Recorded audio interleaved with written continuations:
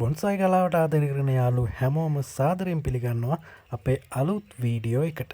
ඉතින් කාලයක් තිස්සේ නඩත්තු කරපු බොන්සයි ගහේ මුල් කප්පාදුවක් කරන්න තමයි අපි අද ලෑස්ති වෙලා ඉන්නේ. ඉතින් මුල් කප්පාදු කරන එකේ මූලික පියවරක් විදියට ගහේ කොළ 80%ක් විතර කප්පාදු කරගන්න ඕන. ඔන්න අපි මේ වැඩේ ඉක්මනට කරගත්තා. ඊට පස්සේ අපිට අනවශ්‍ය විදියට හැදුන මේ වගේ අතු කොටස් අපි ගහෙන් අයින් කරගන්නවා. ඉතින් කාලයක් තිස්සේ බොන්සයි ගහක් නඩත්තු කරගෙන යද්දී මේ වගේ දේවල් නිතර කරන්න සිද්ධ වෙනවා. ඉතින් ඒ නිසා තමයි අපි මේ වගේ අනවශ්‍ය අතු කොටස් කපලා අයින් කරලා අපේ ගහ ආපහු හොඳ බොන්සයි නිර්මාණයක් විදියට කරගන්න මේ විදියට වැඩ කටයුතු කරන්නේ. ඉතින් පේනවනේ ගහේ මුල් අපි හිතනවටත් වඩා ගොඩාක් වර්ධනය වෙලා තියෙනවා.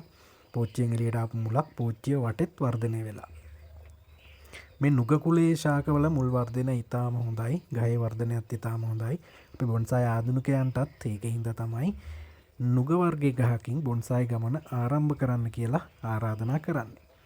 ඊට පස්සේ මේ වගේ ලස්සනට අපි හදපු පාසි වර්ග ටිකත් අයින් කරගන්නවා. මොකද ගහ ගලවලා තමයි මුල් කප්පාදු කරන්න වෙන්නේ. ඉතින් ඒ නිසා අපි මේ විදියට අලංකාරයට තියපු පාසි වර්ග වගේ දේවල් ටිකක් අයින් කරගන්නවා.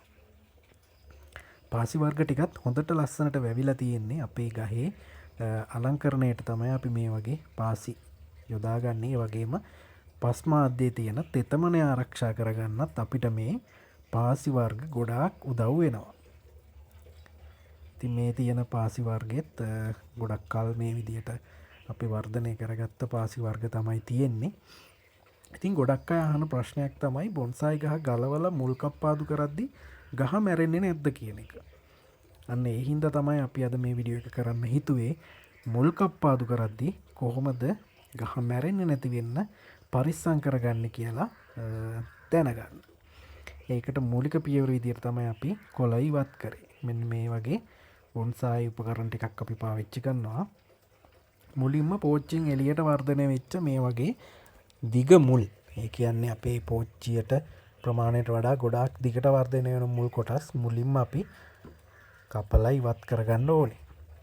ඊට පස්සේ අපි හිමීට මේ මාධ්‍ය තියෙන පස් මාධ්‍ය ටිකක් බුරුල් කරගන්න ඕන. මොකද ගහ මුල් තියෙන මුල් ටික කැඩෙන්නේ නැති වෙන්න පරිස්සමට ගලව ගන්න පුළුවන් වෙන්න නම් අපි ගහේ තියෙන මාධ්‍ය ටිකක් පස් මාධ්‍ය ටිකක් බුරුල් කරගන්න ඕන.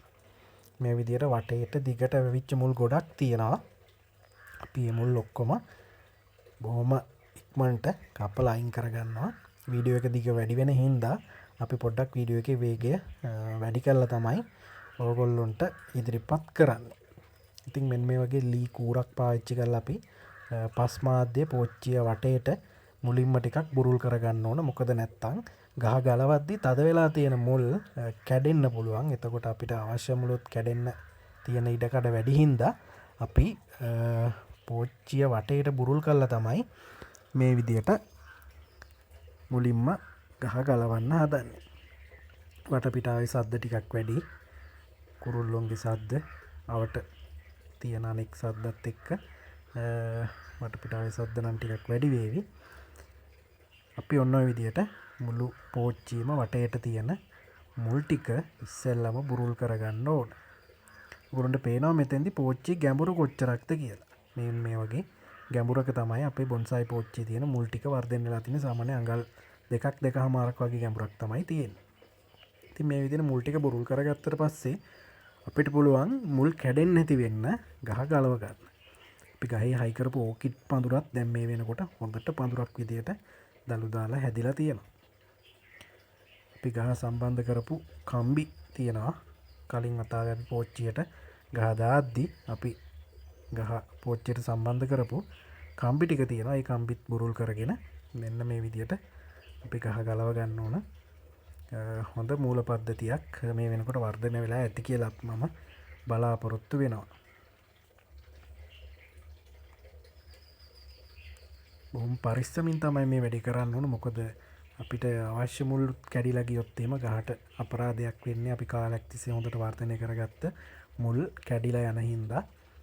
ඒ නිසා අපි බොහොම පරිස්සමට මෙන්න මේ විදියට ගහ ගලවලා අරගෙන බලන්න ඔයගොල්ලන්ට පේනවා ලොකු මූල පද්ධතියක් හොඳට ඒ කියන්නේ පොඩි මුල් තමයි වැඩිපුර තියෙන්නේ ලොකු මුල් නැහැ අපේ කේශික මුල් තමයි වැඩිපුරම තියෙන්නේ අපේ ගහට පෝර උරා ගන්න වතුර උරා ගන්න වැඩිපුරම වැදගත් වෙන්නේ මෙන්න මේ පුංචි පුංචි කේශික මුල් තමයි අපි මුල් අතර තියෙන පසු ටිකක් අඩු කරගෙන අපි බලමු මේ තියෙන මුල් ටිකක් අඩු කරන්න මොකද කියනවනම් අපේ පෝච්චියේ දිගටම මේ ගහ තියාගන්න නම් මේ මුල් ප්‍රමාණය අඩු කරගන්න ඕන නැත්තම් මුල් වර්ධනය වෙලා වැඩි වුණාම අපේ පෝච්චියේ ඉඩමදි වෙනවා බොන්සායි ගහ දිගින් දිගටම වර්ධනය වෙන්න.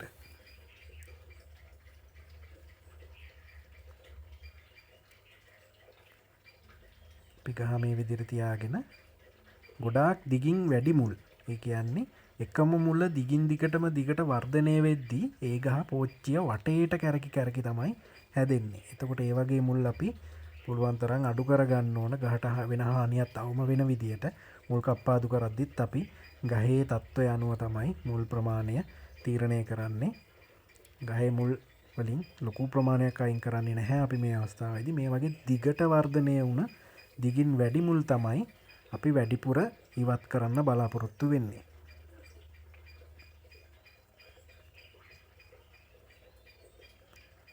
ඔගොල්ලන්ට පේනවා ගොඩක් දිගට වර්ධනය වුණු මුල් ප්‍රමාණයක් තියෙනවා වැඩිපුර. අපි යන්නේ කොටස් ටික තමයි කපලා ඉවත් කරන්නේ. මෙහෙම මුල් කප්පාදු කිරීමේදී ගහ මැරෙන්නේ නැද්ද කියලා තමයි ගොඩක් අය අහලා තිබ්බේ.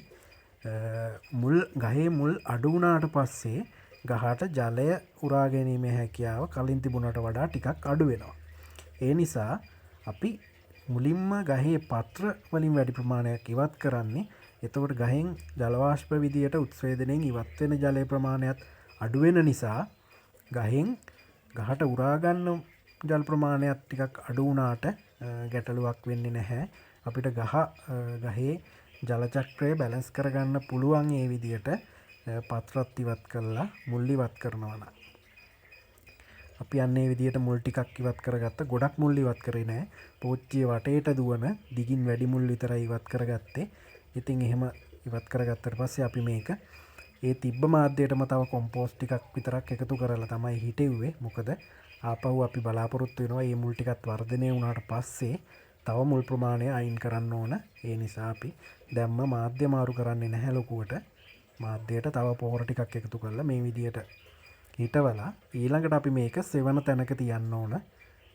සති කීපයක් නැවත කිරිමුල් වර්ධනය වෙලා පෝච්චියට ගහ සම්බන්ධ වෙනකන් අපි මේ පොඩ්ඩක් හෙවන තියන්න ඕන. මේ විදියට වතුර හැම හොඳට දාන්න වෙනවා. මොකද මේකේ මුල් ප්‍රමාණය දැන් අඩු වෙච්ච නිසා ගහට ජලය උරා ගැනීම හැකියාව ටිකක් අඩු වෙලා තියෙන්නේ.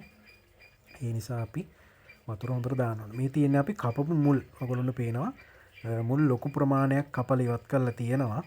හැබැයි ගහේ තියෙන මුල් තිබුණ මුල් ප්‍රමාණයෙන් ලොකු ප්‍රමාණයක් ඉවත් කරේ නැහැ. අපි මුල් ටික කපලා ඉවර වෙද්දී සාපේක්ෂව ලොකු මුල් ප්‍රමාණයක් කැපිලා ඉවත් වෙලා තියෙනවා. ඊට පස්සේ අපි ආපහු අපේ අර තිබ්බ ලස්සන පාසි ටික දාලා අපේ පෝච්චිය ටිකක් හැඩ කරගන්නවා. බොන්සායි පෝච්චිය. අදට වීඩියෝ එක මෙතනින් ඉවර කරනවා. අලුත් වීඩියෝ එකකින් එහෙනම් හම්බ වෙමු.